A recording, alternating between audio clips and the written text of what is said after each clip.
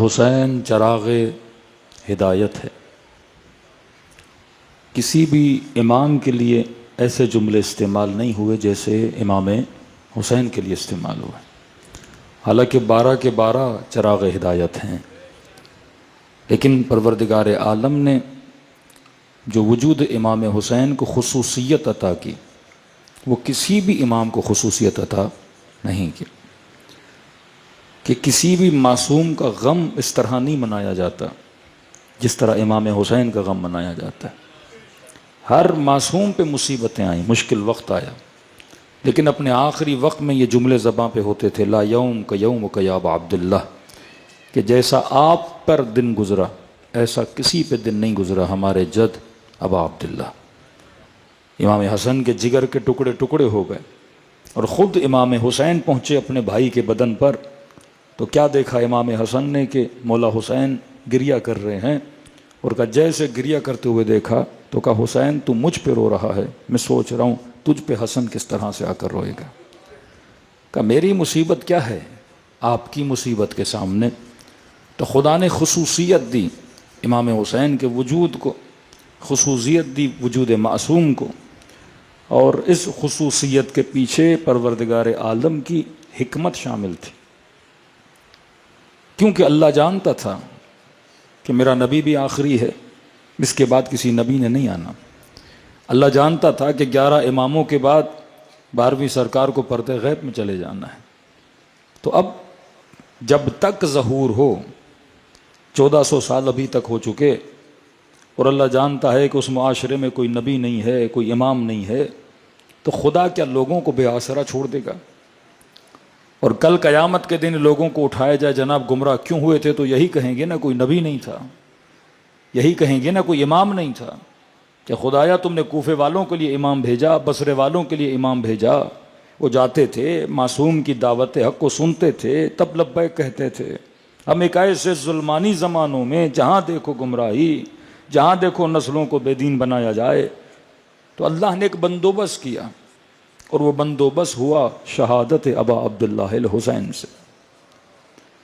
کہا کہ اگر نبی بھی بھیجوں گا شاید اتنا کام نہ کر سکیں، کیونکہ نبی بھی آئیں گے تو محدود جگہوں تک جا سکتے ہیں۔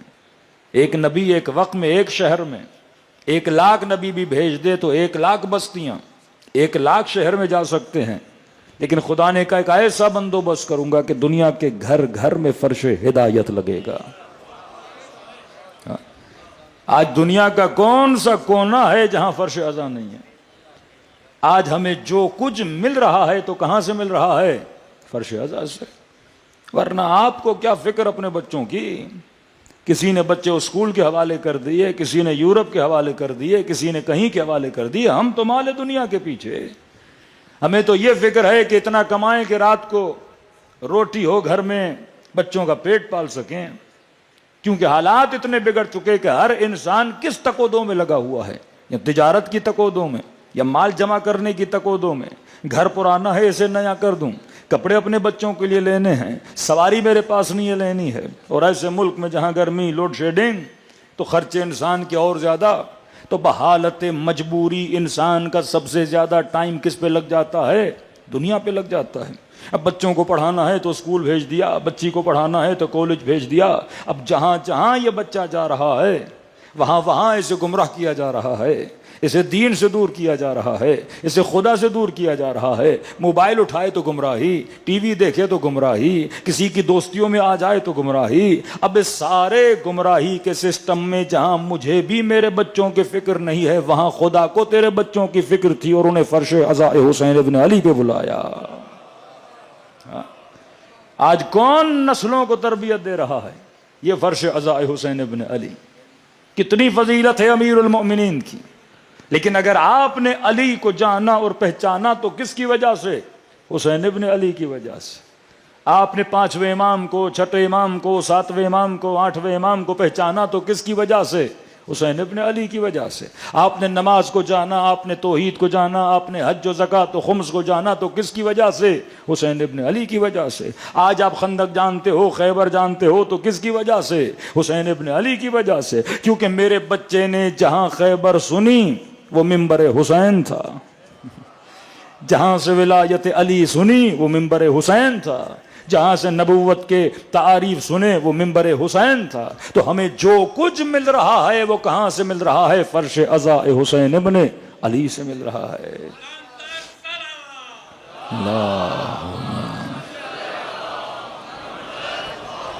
کیونکہ فرش عزا صرف فرش عزا نہیں ہے، یہ ایک مکمل تہذیب ہے۔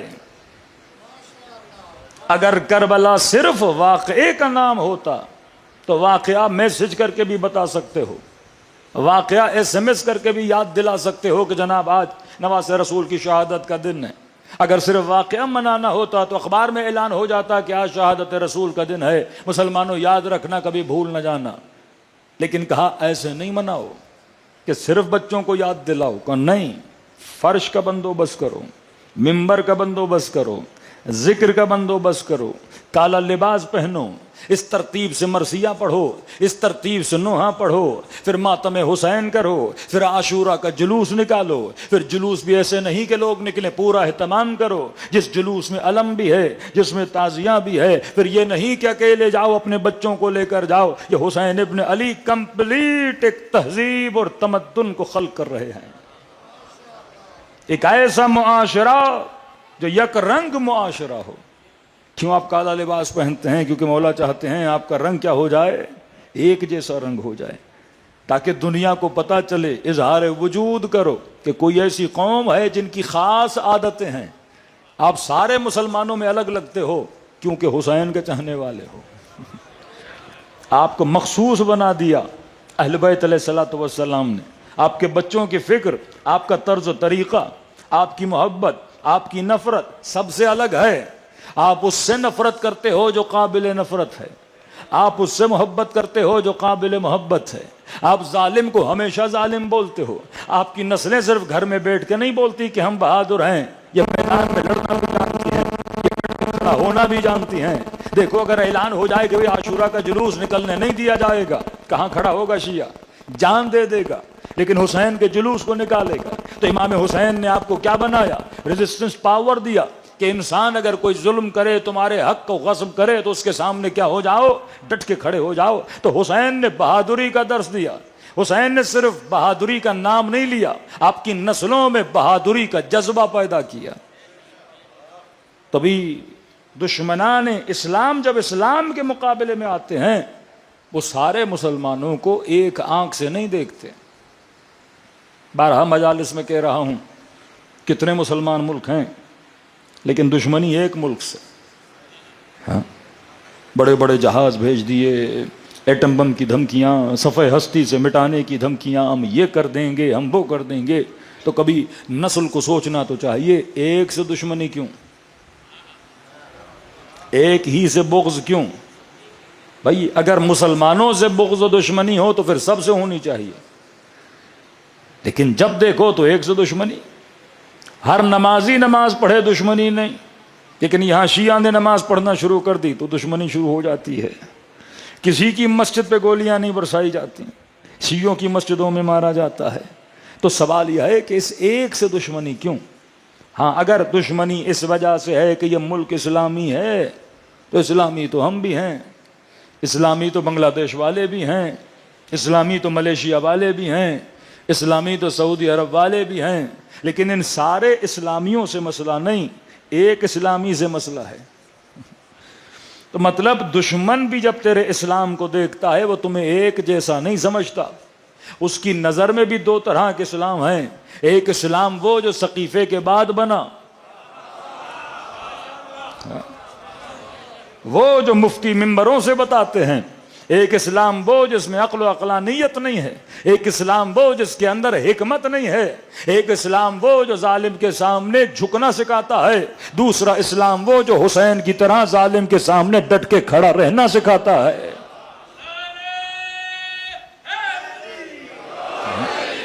کون سے اسلام کے پیروکار ہو؟ صاحب حکمت ہو کہ نہیں؟ آج برملا مفتی کہیں کہ جس کی لاٹھی اس کی بھینس، رسول خدا نے فرمایا۔ اب ٹرمپ صاحب طاقتور ہیں تو لہٰذا آپ کھڑے نہیں ہو سکتے، اور یہی باتیں کربلا میں کر رہے تھے کہ امام حسین جب کربلا جا رہے تھے تو بڑی بڑی شخصیات بول رہی تھی، حسین ابن علی اپنے ساتھ ظلم نہ کرو، جا رہے ہو تو بچوں کو لے کر نہیں جاؤ، آپ جس راستے پہ چلے ہو وہاں آپ کو مارا جائے گا۔ امام حسین ہمیشہ یہ کہتے رہے کہ ان اللہ مع الصابرین، خدا میرے ساتھ ہے، خدا میرے ساتھ ہے۔ اس وقت وہ سوچ رہے تھے حسین جائیں گے تو نام حسین مٹ جائے گا، لیکن امام حسین بتانا چاہتے تھے جو اللہ کے لیے اپنے وجود کو قربان کرتا ہے خدا اس کے نام کو بقا دیتا ہے۔ یزید کو پتا ہوتا نا کہ قتل حسین کے بعد اتنی لعنتیں پڑیں گی اس پہ، اگر اسے فیوچر دکھایا جاتا کہ یہ تیرا حال ہوگا، وہ کبھی بھی امام حسین کو شہید نہ کرتا، کیونکہ ظالم جب مظلوم پہ حملہ کرتا ہے وہ اپنے تکبر و غرور و جبر میں کیا ہوتا ہے، مست ہوتا ہے، اور مظلوم جب قربانی دیتا ہے وہ رب کی رضا پہ راضی ہوتا ہے۔ ظالم کا بھروسہ اسلحے اور ہتھیاروں پہ ہوتا ہے، مظلوم کا بھروسہ رب کی ذات پر ہوتا ہے۔ امام حسین نے اسلحے پہ بھروسہ نہیں کیا، امام حسین نے ذات خدا پہ بھروسہ کیا۔ امام حسین نے دنیا کی جنگوں کی اسٹریٹجی کو بدل دیا۔ دنیا جب لڑتی ہے تو یہ دیکھتی ہے کہ میرے پاس طاقت کتنی ہے، میرے پاس پاور کتنا ہے، میرے پاس فوجی کتنے ہیں، میرے پاس تلواریں کتنی ہیں، اور جب تقابل ہوتا ہے اور نظر آتا ہے کہ میں کمزور ہوں تو وہ لڑنے سے انکار کر دیتے ہیں۔ کربلا عجیب میدان تھا، ایک طرف 72 تھے، مد مقابل 30,000 کا لشکر تھا، رتی برابر حسین کے وجود میں خوف نظر نہیں آیا، کیونکہ یہ حسین ہے، یہ نبی کی سنت پہ چلنے والے ہیں۔ بدر میں اصحاب کی تعداد کتنی تھی، مد مقابل تعداد کتنی تھی، خدا نے جیت کس کو دی، اہل بدر کو دی۔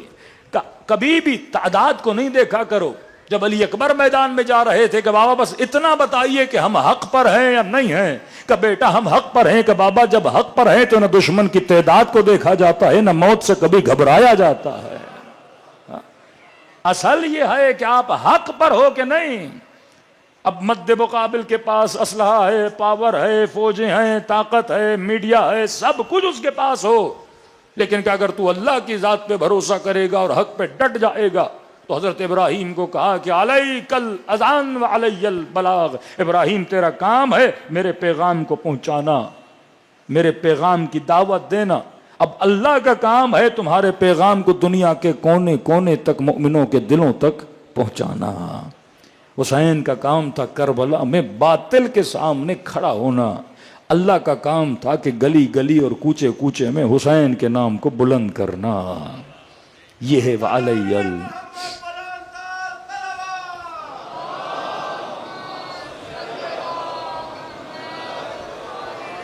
میرے عزیز، واقعاً اگر ٹرمپ کو بھی پتا ہوتا کہ سید علی خامنئی کی شہادت کے بعد اتنی لعنتیں پڑیں گی، وہ بھی شاید کبھی یہ کام نہ کرتا۔ وہ اپنا ایک نقشہ بناتے ہیں، اس نقشے کی مستی میں مست ہوتے ہیں، اور ایک نقشہ خدا کا ہوتا ہے۔ یاد رکھو مولا حسین کو شہید کرنے کا ہدف کیا تھا۔ اگر صرف قتل حسین مراد تھا تو مولا حسین کی شہادت کے بعد یزید کو کامیابی ملنی چاہیے تھی۔ ہدف یہ تھا کہ امام حسین کو شہید کریں، یہ سلسلہ امامت کیا ہو جائے، ختم ہو جائے، اور ہماری حکومتوں کو بقا ملے۔ اور اس کی حکومت گری تو ایک نعرے کی وجہ سے، یا لساو راو تل حسین۔ مولا حسین کا نام لے کر بنو عباس نے حکومت بنو امیہ کو کیا کیا، گرایا۔ سلسلہ نہ رکا، مقصد ہدف ہے۔ امریکہ کا ہدف کیا تھا کہ ان کے علماء کو، بڑوں کو مار کے انقلاب کا کیا کیا جائے، خاتمہ کیا جائے، لیکن اسی شہادت نے انقلاب کو کیا بخشا، طاقت بخشی۔ تو خدا تمہارے ہدف کو پورا کرتا ہے۔ آپ اگر یہ سوچو کہ میں نے اپنی جان بچانی ہے تو یہ ہدف خلقت نہیں ہے۔ ہدف خلقت یہ ہے، اکثر لوگ سمجھو پاکن سوچو تو صحیح، دنیا میں آئے کیوں، کھانا پینا، بچے پیدا کرنا اور مر جانا۔ یہ کام تو گدھا ہم سے بڑا اچھا کر لیتا ہے، یہ کام تو حیوان بھی کرتے ہیں۔ ہدف انسان کیا تھا، تجھے زمین پر اپنا نمائندہ بنا کے بھیجا، تبھی تو اشرف المخلوقات ہے۔ تبھی ملائکوں کو کہا کہ انسان کو سجدہ کریں، کبھی کسی انسان کو نہیں کہا کہ ملک کو سجدہ کرو۔ آدم انسان ہے، جناب یوسف انسان ہے، سجدہ تعظیم کس کو ہوتا ہے، انسان کو ہوتا ہے۔ اتنا مرتبہ انسان کا بلند ہے۔ یہ بلند مرتبہ کیوں ہے؟ کیونکہ اللہ کا نمائندہ ہے زمین الہی پر، اس کی ڈیوٹی ہے، اور اس کی ڈیوٹی یہ ہے کہ کائنات میں اللہ کے حکومت اور نظام کو کیا کرے؟ نافذ کرے۔ اور یہ نظام نافذ ہی نہیں ہو سکتا جب تک آپ اہل بیت رسول سے منسلک نہ ہو جاؤ گے، کیونکہ خوبیوں کو اپناؤ گے، ان کی صفات کو اپناؤ گے، پھر تمہارے وجود میں یہ طاقت و توانائی ہوگی کہ کائنات میں اللہ کے نظام کو نافذ کریں۔ صلوات پڑھیں محمد و آل محمد۔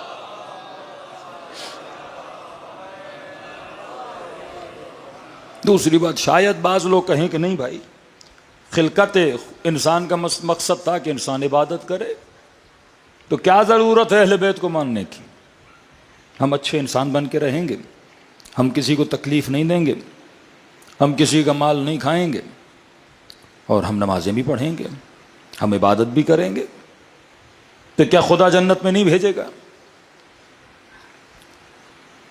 آج انگریزی ملکوں میں جائیے، انگریز کئی مسلمانوں سے اچھا ہے، جھوٹ نہیں بولتا، صفائی کا پابند ہے، ہاں برائیاں بھی ہیں لیکن کچھ اچھائیاں ایسی ہیں جو کئی مسلمانوں پہ بھاری پڑ جاتی ہیں، تو پھر کیوں کہتے ہو وہ جنت میں نہیں جائے گا؟ ہاں؟ مقصد خلقت یہ نہیں تھا کہ آپ صرف اچھے بنو، کہ نہیں مولانا یہ رشوت نہیں لیتا، یہ حرام نہیں کھاتا، یہ نماز بھی پڑھتا ہے، یہ روزہ بھی رکھتا ہے، یہ حج بھی کرتا ہے، اور جس سے پوچھو کہتے بھائی بندہ بڑا اچھا ہے، لیکن رسول نے فرمایا اگر احد کے پہاڑ جتنا بھی سونا اللہ کی راہ میں دے دے، پورا سال خدا کی عبادت میں رہے، صبح و شام روزے میں رہے، لیکن کہا علی اگر دل میں تیری محبت نہیں، تو کہا کہ عبادتوں کو منہ پہ مارا جائے گا۔ شاید کوئی مسلمان کہے یہ شیعہ سنی سنائی باتیں، جیسے وہ سنی سنائی باتیں کرتے ہیں، وہ بھی تو فضائل پڑھتے ہیں نا اپنوں کے، سنے سنائے فضائل، کئی فضائل ہیں، تو کہا یہ بھی ایسے ہی چھوڑ رہے ہیں۔ تو ہم نے کہا ذرا قرآن پڑھو، اگر صرف عبادت کرنے سے جنتی ہونا ہوتا تو شیطان عابد تھا، اگر صرف نماز سے بندہ جنت میں چلا جائے تو شیطان جتنی نمازیں تو زندگی بھر بھی پڑھنا چاہے تو نہیں پڑھ سکتا۔ 4000 سال خدا کی عبادت کی، 4000 سال توحید شیطان کی اتنی مضبوط تھی کہ وہابی بھی پیچھے رہ جائیں، ایسا موحد، اور ایسا موحد کہ خود خدا سے الجھ پڑا، یہ جو کروا رہے ہو یہ خلاف توحید ہے۔ کہتے ہیں نا چمچ کبھی دیگ سے زیادہ گرم ہو جاتا ہے۔ اللہ نے کہا آدم کو سجدہ کر، نہیں بس تجھے کروں گا اور کسی کو نہیں کروں گا۔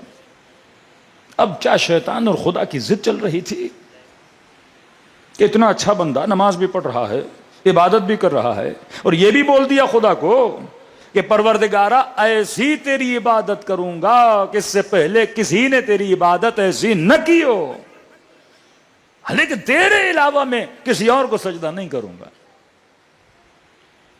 توحید کو مانتا تھا، خدا کو مانتا تھا۔ مہلت مانگی تو کہا الی یوم یبعثون، مجھے قیامت تک زندگی دے۔ اس کا مطلب اہل عقیدہ آخرت بھی تھا، ایسا نہیں کوئی ایتھیسٹ تھا اللہ کو نہیں مانتا فرعون و نمرود کی طرح، یا آج کے انگریزوں کی طرح یا سیکولر لوگوں کی طرح کہ خدا کے منکر ہیں، قیامت کے منکر ہے۔ شیطان قیامت کو بھی مانتا ہے، شیطان ملائکوں کو بھی مانتا ہے، شیطان جنت و جہنم پر بھی عقیدہ رکھتا ہے، شیطان عابد بھی ہے، شیطان زاہد بھی ہے، لیکن خدا نے کہا نہیں، ساری عبادتیں ضائع کر دوں گا اگر آدم کو سجدہ نہ کرو۔ مجھے مانو پر میرے بنائے ہوئے کو نہ مانو۔ تو لاکھ مکے میں اچھا ہو لیکن اگر میرے محمد کو نہیں مانا، ہاں آپ کیا سمجھتے ہیں حضرت نوح کی قوم والے برے تھے؟ وہ حضرت نوح کو کہتے تھے بھائی چلو تمہارا خدا ہے نا، مان لیا ہے، اسے کہو آسمانوں میں رہے، اپنی حکومت چلاتا رہے، زمین میں انٹرفیئر نہیں کرنا اس نے، کہ اتنا پیسہ دو، یہ زکات دو، اس طرح کرو، اس طرح کرو، کہ نہیں، زمین میں انٹرفیئر نہیں کرے، یہاں کے معاملات ہم دیکھیں گے، اپنے خدا کو کہو وہاں کے معاملات کو دیکھے۔ جب مکے والے سارے برے تھے، انسانی زندگی گزارتے تھے، انسانی معاشرے تھے، ہاں کئی برائیاں اس معاشرے میں تھیں، ہر معاشرے میں ہوتی ہیں۔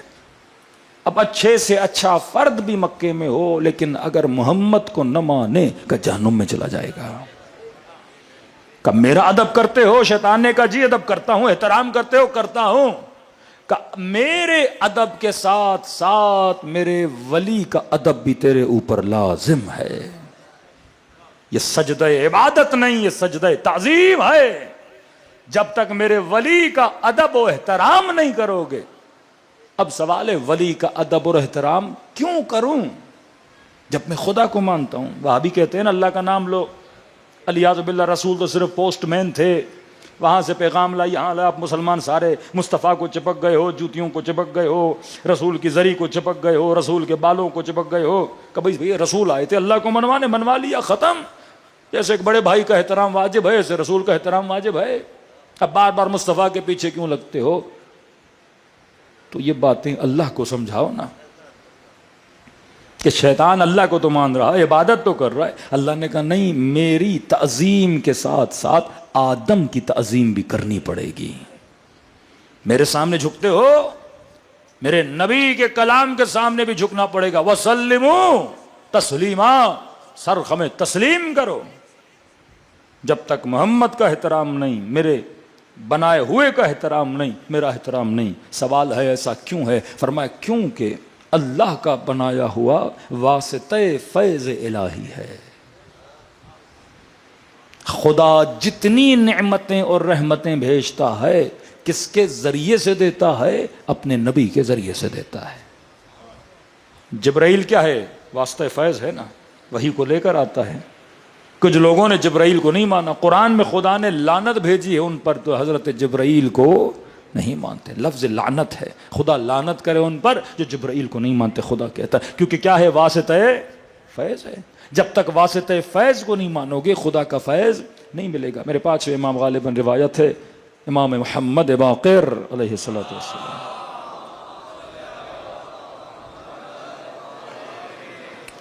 اللہ فرماتے ہیں حضرت موسیٰ نے خدا سے کہا پروردگارا اس شیطان نے بڑی نسلوں کو گمراہ کیا ہے. میں موسیٰ ہوں، کہو تو تھوڑا شیطان سے بات کر لو، صلح صفائی ہو جائے، ٹیبل ٹاک ہو جائے، نیگوسیشنز ہو جائیں. تو اللہ نے کہا بات کرو، میں تو خدا ہوں، ارحم الراحمین ہوں، بندہ جب تک زندہ ہے توبہ کی مہلت دیتا ہوں. حضرت موسیٰ نے شیطان سے بات کی کہ شیطان اللہ سے میں نے بات کر لی ہے، خدا ایگری ہے اگر تو توبہ کر لے. اس نے کہا اس سے اچھا کیا ہے کہ پچھلے گناہ کا سب معاف کر دے گا، سب معاف کر دے گا. اگر تو توبہ کرے تو خدا تیرے گناہوں کو معاف کرنے کو تیار ہے. شیطان بھی بڑا خوش ہوا، ابھی معاملہ ہی حل ہو جائے گا. وہ میری توبہ کو ماننے کو تیار ہے، میں توبہ کرنے کو تیار ہوں. موسیٰ بڑے خوش ہوئے.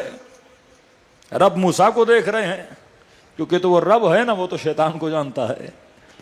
کہ موسیٰ توبہ کرے گا؟ کہاں پروردگارا وعدہ دیا ہے وہ توبہ کرنے کو تیار ہے. اللہ نے کہا بس میری ایک چھوٹی سی شرط ہے.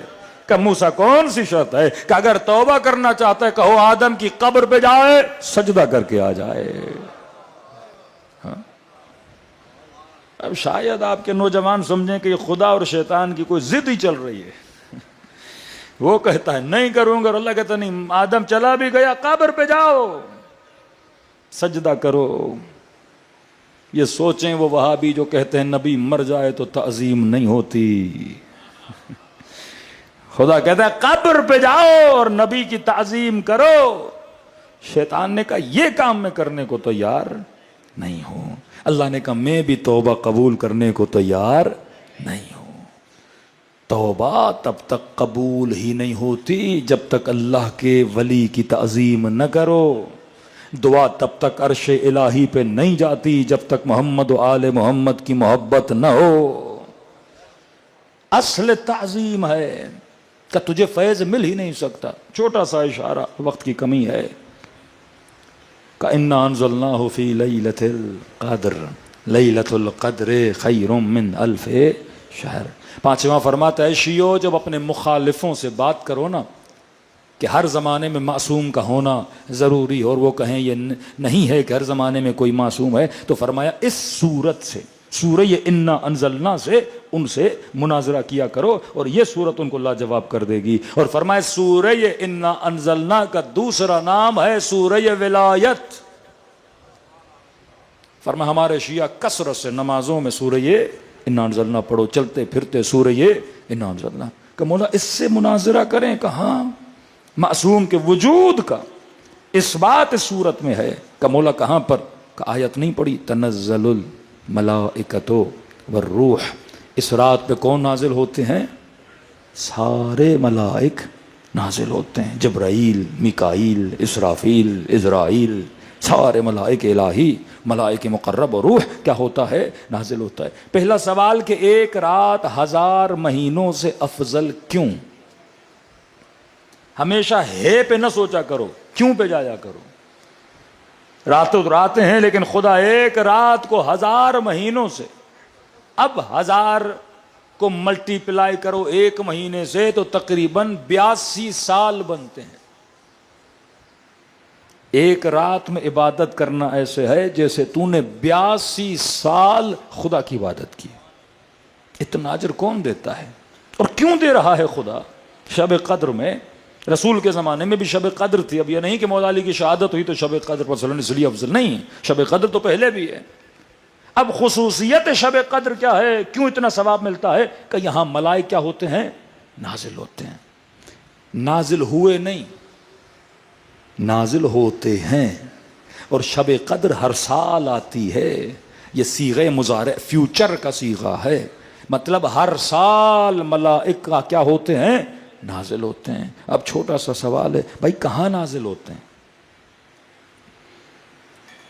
ہو سکتا ہے کیونکہ ہم اتنی مادی بن چکے ہیں تو ہمارا سوچنا بھی کیا ہے؟ مٹیریلسٹ ہو جاتا ہے۔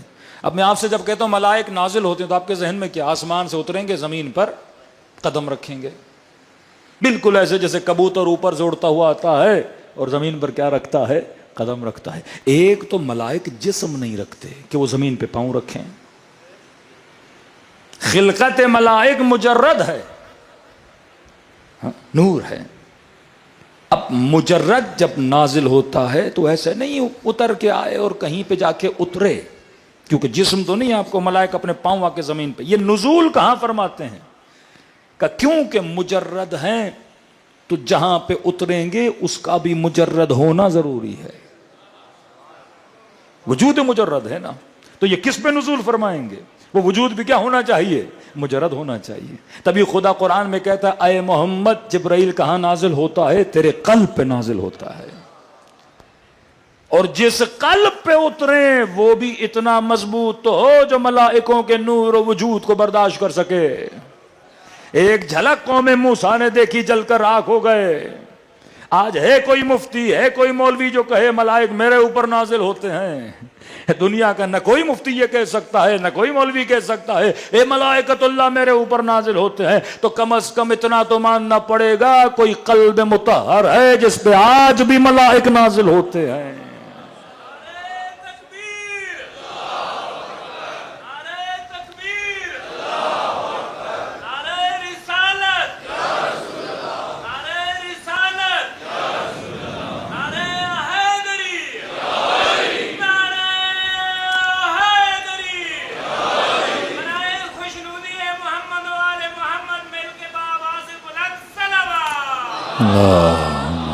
صلی اللہ محمد۔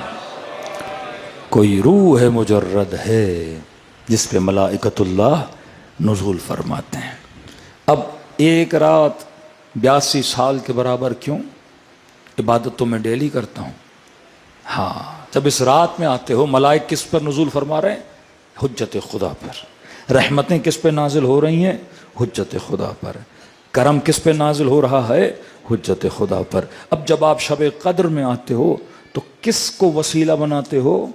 حجت خدا کو، واسطہ فیض ہے، جو نور اس پر آ رہا ہے اس نور کی ہلکی جھلک میرے اوپر بھی آتی ہے۔ کس کی وجہ سے؟ حجت خدا کی وجہ سے۔ کس کی وجہ سے؟ امام معصوم کی وجہ سے خدا برکتیں دیتا ہے۔ تبھی آپ کیسے جوڑتے ہو؟ شب قدر قرآن کو سر پہ رکھتے ہو، کہتے ہو بک یا اللہ بے محمد بے علی بے فاطمہ۔ جب ان کا واسطہ دیتے ہو تو یہ واسطہ فیض بن جاتے ہیں، اور خدا ایک رات کی عبادت کے ثواب کو 1000 مہینوں سے افضل بنا دیتا ہے۔ تبھی آغا ششتری کہتے ہیں جب حسین کی مجلس میں آؤ یہ نہ سوچا کرو کہ یہ زمین تیری ہے، کہ جب حسین کی مجلس میں آؤ تو سوچا کرو تو خیمہ حسین میں بیٹھا ہے، اور جب یہ خیمہ حسین بنا تو یہ فیض لیتا ہے اصل میں کس سے؟ امام حسین سے، ورنہ ہر زمین پہ تو ملک نہیں آتے، یہاں رحمتیں نازل ہوتی ہیں۔ آپ کا امام ہادی 10ویں امام بیمار ہو گئے، اپنے صحابی کو پیسے دیے، کہ کربلا جا، حسین کی قبے کے نیچے کھڑے ہو کر مجھ ہادی کے لیے دعا کر کہ خدا حسین کے صدقے میں مجھے کیا عطا کرے؟ شفا عطا کرے۔ یہ مقام ابا عبداللہ الحسین۔ مولا خود بھی دعا کریں تو مستجاب دعویٰ ہیں کہ نہیں ہے؟ ایک تو اہمیت امام حسین بتا رہے ہیں، دوسرا اس جگہ کی اہمیت کہ حدیث میں ہے 70,000 ملک نازل ہوتے ہیں ڈیلی قبر ابا عبداللہ الحسین پر، اور وہ ہلکا سا ماحول تم اپنے شہر میں بناتے ہو، فرش ازا پہ بیٹھتے ہو، اور یہاں جب ذکر محمد و اہل محمد کرتے ہو اور جب ان سے توسل کرتے ہو تو خدا اپنا فیض تم سب پر کیا کرتا ہے؟ نازل کرتا ہے۔ یہ تو انسان کو مرنے کے بعد پتہ چلتا ہے کہ آنسوؤں کی قدر کیا ہے، ان محفلوں کی قیمت کیا ہے، کس طرح سے امام حسین نے ہماری نسلوں کو بچایا۔ عجیب ہے، 800 سال حضرت نوح نے تبلیغ کی، 70 لوگ مومن بنا پائے، اور یہاں حسین کی ایک مجلس سینکڑوں کو مومن بنا دیتی ہے۔ ایک زمانے کے مولانا میں نے شراب چھوڑ دی، کس وجہ سے؟ کہا ایک مصائب کا جملہ سن کے کہ تشت میں حسین کا سر تھا اور یہ شراب پی رہا تھا، کہ اپنے وجود کو دیکھ کے گھن آ رہی تھی کہ میں حسین کا چاہنے والا اور میں وہی کام کر رہا ہوں جو یزید کر رہا تھا اور بیویوں کو تکلیف دے رہا تھا۔ عزیز اپنی قیمت جان، اپنی قدر جان۔ تبھی چھٹے ماہ فرما، تبھی ذاکر نے مصائب پڑھے نہیں، پڑھنا چاہتا ہے تو رویا نہیں تو رونا چاہتا ہے۔ فرما تم سب کے سروں کے پیچھے میری دادی زہرا کھڑی ہو جاتی ہے، تمہارے لیے دعا کرتی ہے۔ ایک ہے گریا، ایک ہے تڑپ۔ ایک بہت نجف کے بڑے عالم دین تھے، ان کو خواب میں بشارت ملی یہ 3 دن میں مر جائیں گے۔ کسی نے پوچھا کیا دیکھا آپ نے خواب میں؟ کہ دیکھا کہ میں مر گیا ہوں، ملائک مجھے لینے آئے ہیں اور عالم برزخ میں ایک باغ میں لے کر گئے، بڑا خوبصورت باغ، خوشبودار۔ میں نے کہا ملائکو یہ کس کا باغ ہے؟ تو کہا کہ تیرا باغ ہے، طالب علم ہو، محنت کی ہے دین خدا میں، مطالب اہل بیت میں۔ کہا ایسا حسین باغ، بڑا خوش ہوا۔ کہ 3 دن کے بعد مر جاؤ گے تجھے یہیں لایا جائے گا۔ کہ اس باغ میں چل رہا تھا، آخر میں ایک دروازہ دوسرے باغ کی طرف تھا، گیا اس باغ میں، دیکھا علمان والحفیظ، یہ باغ تو میرے باغ سے اتنا بڑا کہ میرا باغ اس کے سامنے چھوٹا سا باغیچہ ہے۔ پوچھا یہ کس کا باغ ہے؟ کہا یہ شیخ انصاری کا باغ ہے، بہت بڑے مجتہد گزرے ہیں، آج جتنے آپ کے مراجع ان کے 70% فتویٰ شیخ انصاری سے اخذ کیے ہوئے ہوتے ہیں۔ میں نے کہا الحق یہ اتنا بڑا باغ ان کو ملنا چاہیے، اتنا مجتہد، اتنا بڑا متقی، اتنا بڑا عالم۔ خوش ہوا۔ کہتا چلتے چلتے اس باغ کے آخر میں بھی ایک دریچہ تھا، دروازہ تھا تیسرے باغ کی طرف۔ جب اس باغ کو دیکھا میں نے کہا بھائی دونوں باغ اس کے سامنے تو چھوٹے سے باغیچے ہیں، اتنا بڑا باغ۔ اب سوچا کون ہے جو شیخ سے بھی بڑا؟ میں نے کہا بھائی یہ کس کا باغ ہے؟ کہ وہ تمہارے شہر میں فلاں عالم نہیں ہے جو امام حسین کا ذاکر بھی ہے، یہ اس کا باغ ہے۔ کہتا میں نے کہا کہ بھائی صحیح ہے، عالم ہے، اچھا آدمی ہے، لیکن شیخ سے بڑا تو نہیں، مجتہد تو نہیں، اتنا صاحب تقویٰ تو نہیں، کہ یہ ناانصافی ہے، کس کا باغ شیخ سے بھی بڑا ہے۔ کہ ملائکوں نے کہا دیکھو تو نے اپنا باغ دیکھا؟ کہاں؟ کہ وہ تیرا تھا۔ شیخ کا باغ دیکھا؟ کہاں؟ وہ شیخ کا عمل کا نتیجہ تھا، وہ شیخ کا باغ تھا۔ کہ یہ باغ دیکھ رہے ہو؟ کہاں؟ کہ آئے گا تو یہ اس میں، لیکن یہ اس کا نہیں، اس کو حسین نے دیا ہے۔ کہ یہ عطا حسین ہے۔ کہتے جب نیند سے اٹھا تو یہ سوچتا رہا اب 3 دن میرے پاس ہیں، جا کے پوچھوں تو صحیح اس بندے سے یہ کرتا کیا ہے۔ کہ اتنا اس کا ریلیشن امام حسین کے ساتھ کہ مولا نے اتنا بڑا باغ دے دیا. گئے اس عالم کے در پہ، کہا آج کی رات آپ کیا مہمان بننا چاہتا ہوں. بلایا، کھانا کھایا، بیٹھا، کہا بہت دیکھا کرتا کیا ہے. میں نارمل باتیں کی، کھانا کھایا. کب سونے کا وقت ہے، میں سونا چاہتا ہوں. کہا ٹھیک ہے. کب میں نہیں سویا، منتظر تھا دیکھوں تسبیح کون سی پڑھتا ہے، دعا کون سی کرتا ہے، کون سا عمل کرتا ہے جس کی وجہ سے امام حسین کے ساتھ اتنا گہرا تعلق. کہ ابھی صبح کی نماز میں 2 گھنٹے تھے، میں نے دیکھا یہ اٹھا نماز تہجد کے لیے. کہ تہجد تو میں بھی پڑھتا تھا، لیکن محسوس کیا یہ اپنی چارپائی سے اٹھا اور اپنے دونوں پاؤں جب اس نے زمین پہ رکھے تو فوراً کہا السلام علیک یا ابا عبداللہ. کہا یہ کہہ کر زار و قطع رونے لگا. میں نے کہا شاید مولا کا نام لیا رو رہا ہے، لیکن دیکھا نہیں اس کا رونا رک ہی نہیں رہا. وضو کر رہا ہے تو السلام علیک یا ابا عبداللہ روئے جا رہا ہے. مصلی پہ آیا، اذان دی، اقامت دی، روئے جا رہا ہے. نماز پڑھی، روئے جا رہا ہے. 2 گھنٹے گریا کرتا رہا یہاں تک کہ صبح کی اذان ہو گئی.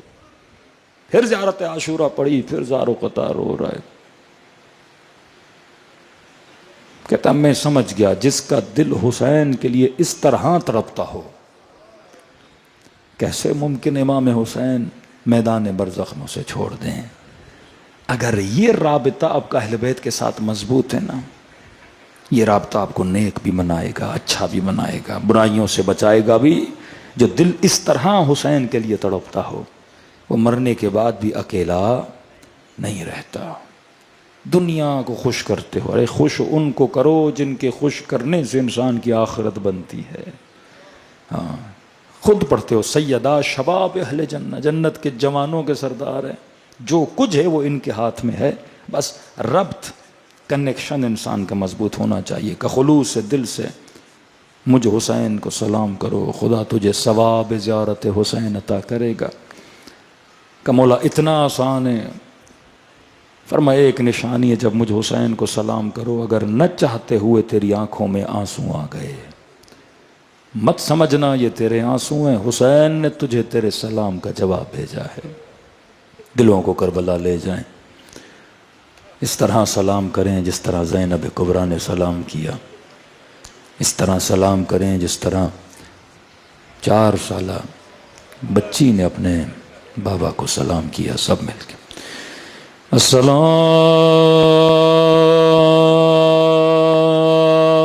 علی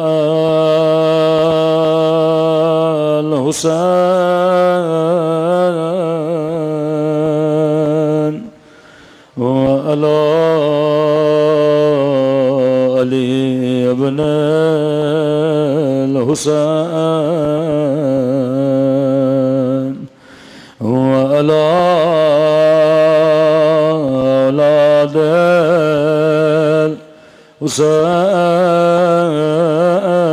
الحسین وعلی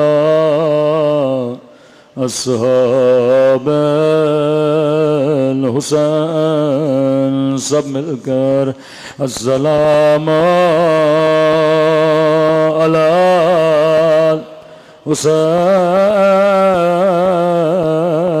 حسین وعلی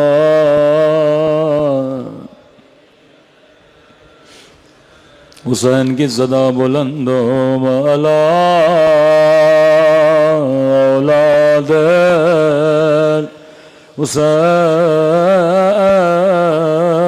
حسین وعلی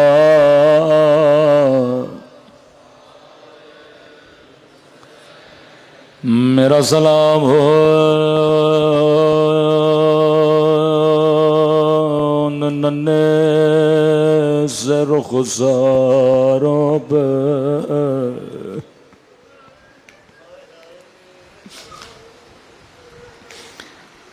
یہ سلام میرا سلام نہیں، امام زمانہ کے سلام. فرماتے مومن تو سن کے روتا ہے، لیکن میں نے یہ منظر اپنی آنکھوں سے دیکھا کسی مظلومہ کا نام نہیں لیتے، بس اشارہ کرتے ہیں۔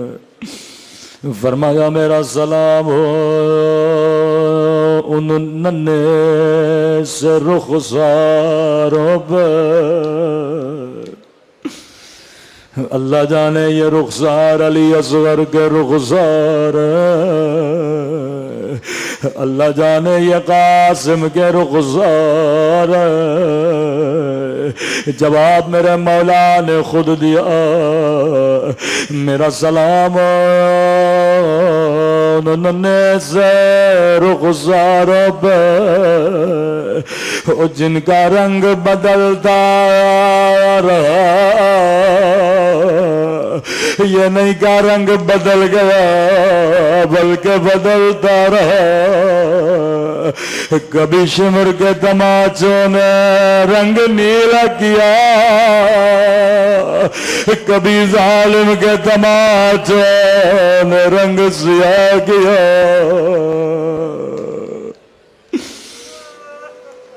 تبھی فرمایا شیو جب جب آنکھوں میں آنسو ہو، سب سے پہلے میرے ظہور کی دعا کرنا کہ مولا جب دعا کروں اللہ کو کون سا واسطہ دوں؟ فرمایا خدا دو واسطے کبھی رد نہیں کرتا، ایک میری پپھی زینب کا واسطہ، دوسرا 4 سالہ سکینہ کا واسطہ۔ کسی کے لیے نہیں کہا، بس سکینہ کے لیے۔ فرمایا شیو جب جب ٹھنڈا پانی پیو میری سکینہ کو یاد کیا کرو،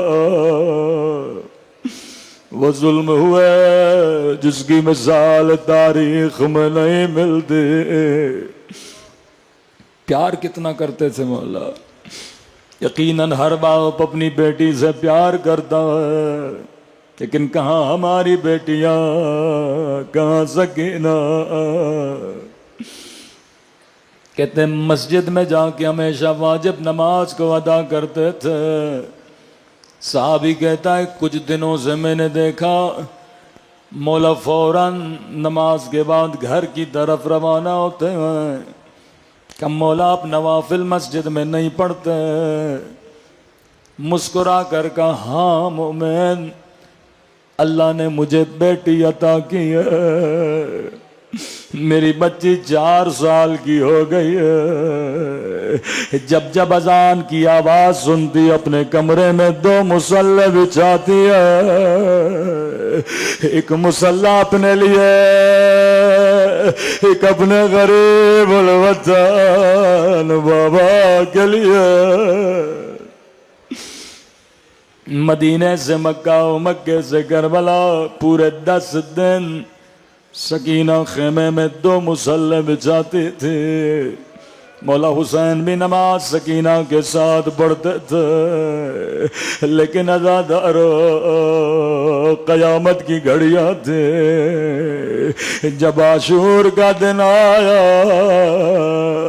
نماز عصر کا وقت ہوا، بچی نے خیمے میں 2 مصلے بچھائے، ننھے ننھے ہاتھوں کو اٹھایا، میرے اللہ میرے پردیسی بابا کی خیر،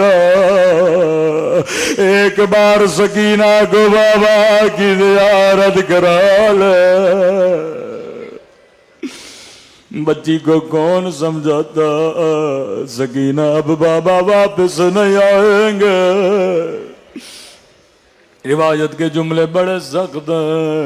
بچی دعا کر رہی تھی، اچانک بچی کو کسی کے چلنے کی آواز آئی، خیمے سے دوڑی دوڑی گئی، شاید میرا بابا آیا، سنیں گے بچی نے کیا دیکھا۔ اللہ یہ منظر کسی بچی کو نہ دکھائے، کیا دیکھتی ہے؟ شمر ہے ہاتھ میں تازیانہ لیے ہوئے،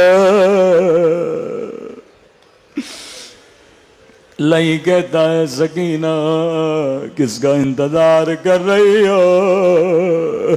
کہتی ہے بڑی دیر گزر گئے میرا بابا نہیں آیا۔ لئی کہتا ہے سکینہ کیا بابا کو دیکھنا چاہتی ہو؟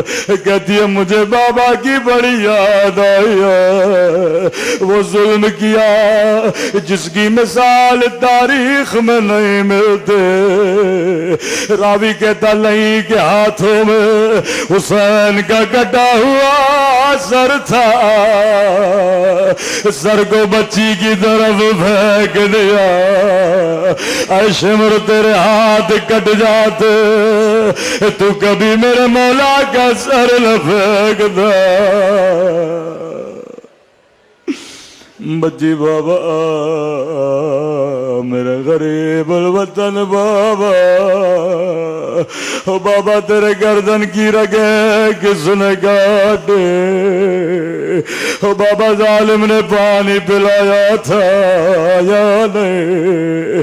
کہتے ہیں بچی بابا سے پیار کر رہی تھی۔ او بابا 4 برس تو نے مجھے اپنے سینے پہ سلایا، آج آجا میرے سینے پہ سو جا۔ بچی بابا سے پیار کر رہے تھے۔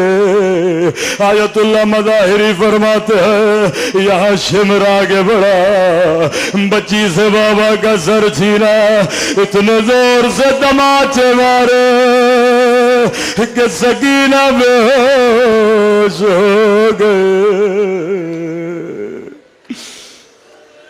الا لعنت اللہ علی القوم الظالمین۔